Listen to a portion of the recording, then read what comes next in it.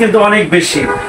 কারণ আমরা একজন ইচ্ছা করলে একজন মুরব্বীকে কিছু বলতে পারি, বুঝাইতে পারি। অনেক সময় দেখা যায় আমরা অনেককে বলতে পারি না, কিন্তু যারা যুবক আছে তারা যদি টার্গেট নিয়ে কাজ করে, আমাদের দেখেন হযরত ওমর রাদিয়াল্লাহু তাআলা আনহু যখন ইসলাম গ্রহণ করেন তখন কিন্তু মুসলমানদের সংখ্যা ছিল মাত্র 40 জন, মুসলিম 40 জন।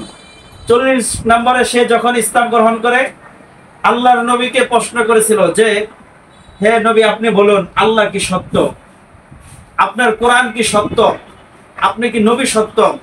আল্লাহ নবীজি কিন্তু বলেছিলেন হ্যাঁ কোরআনও সত্য, আল্লাহও সত্য, আমি শেষ নবী এটাও সত্য। তখন ওমর রাদিয়াল্লাহু তাআলা আনহু কিন্তু বলেছিলেন যে যেহেতু এইগুলো সত্য, বাস আর ঘরে বসে থাকা যাবে না, ঘরের কোনায় আর নামাজ হবে না, বের হন রাস্তায় নেমে যাই। যেমন আমরা কালকে ইসলামী শ্রমিক আন্দোলনের ব্যানারে নয়ডিঙ্গি স্ট্যান্ডে আমরা বিক্ষোভ মিছিল করছি যখন র্যালি যখন করি তখন আমি গণার পরে দেখলাম যে না 40 জনের উপরে আছে। তখন সবাইকে এক কথাই বললাম যে আলহামদুলিল্লাহ, একটা পূর্ণাঙ্গ ইসলামের যখন প্রকাশ হয়েছে, যখন ঘরের কোণার থেকে বের হয়েছে তখন মাত্র সংখ্যা ছিল 40 জন।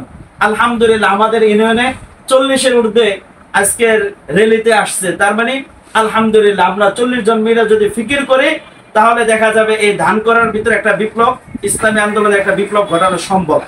ঠিক এরকমই আমাদের এই যুব আন্দোলনের ভিতরে যেমন 21 জনের একটা সদস্য আছে এবং প্রত্যেক ইউনিয়নে যখন কমিটি গঠন হবে তাহলে দেখা যাবে সাটুরা ইউনিয়নের ভিতরে 9টা ওয়ার্ড আছে মনে হয়, সাটুরা থানার ভিতরে 9টা ইউনিয়ন আছে। এই 9টা ইউনিয়নের ভিতরে যখন আমাদের যুব আন্দোলনের কমিটিগুলো হয়ে যাবে